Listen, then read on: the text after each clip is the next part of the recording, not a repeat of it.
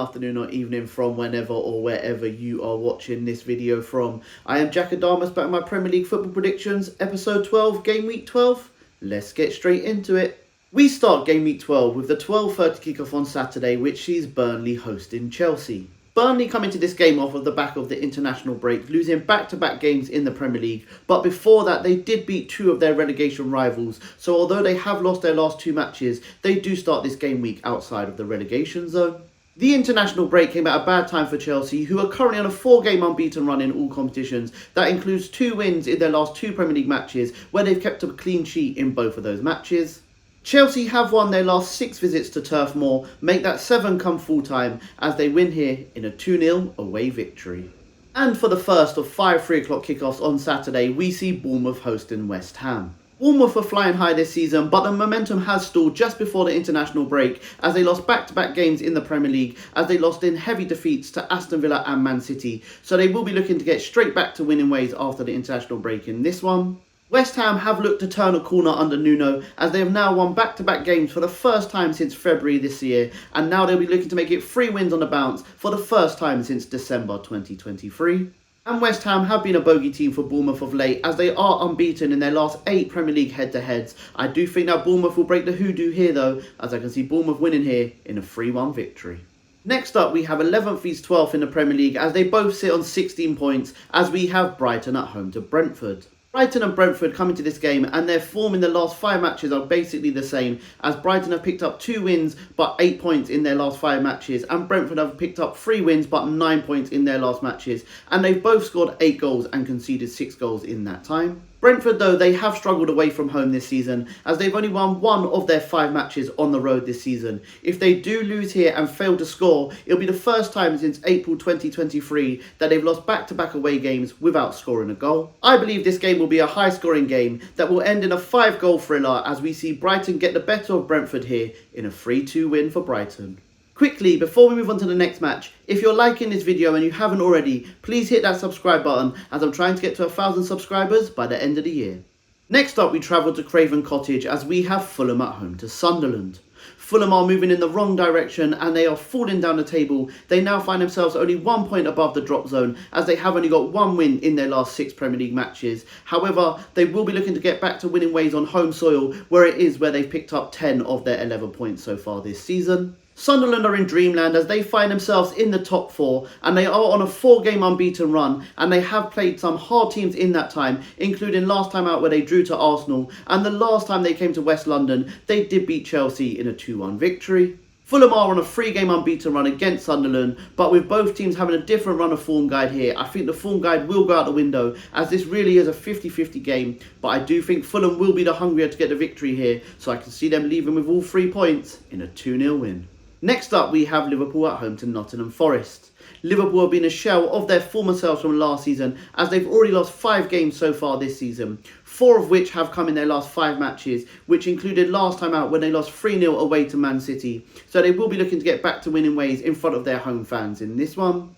Sean Dyche got his first win in the Premier League in the Nottingham Forest dugout last time out just before the international break, which now means he has 2 wins, 2 draws and a loss to his name in his first 5 games as the Tricky Trees manager in all competitions. Also, Forest did take 4 points off Liverpool last season, which included a victory at Anfield. I don't think they'll get the victory this time round though, as I can see Liverpool winning here in a statement victory as they win 3-0 with Florian Wirtz getting his first goal for the club.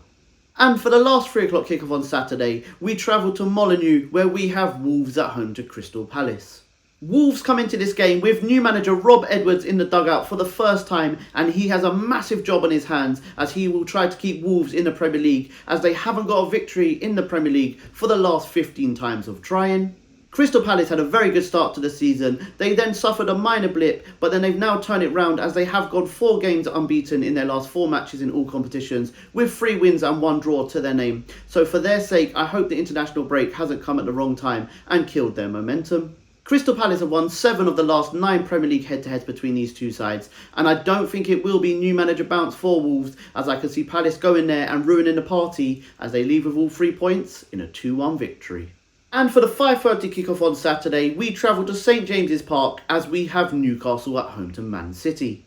City have gone under the radar this season as all the talk has been about Liverpool and Arsenal, so now they do look like they're serious contenders to win their 5th title in 6 years.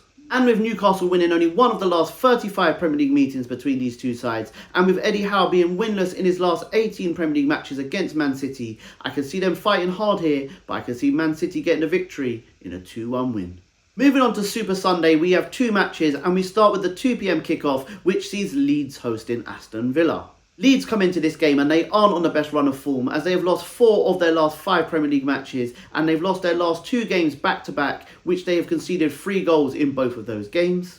Villa had a disastrous start to the season, but they've now picked up their form and they are one of the informed teams in the Premier League, as they have 5 victories in their last 6 matches.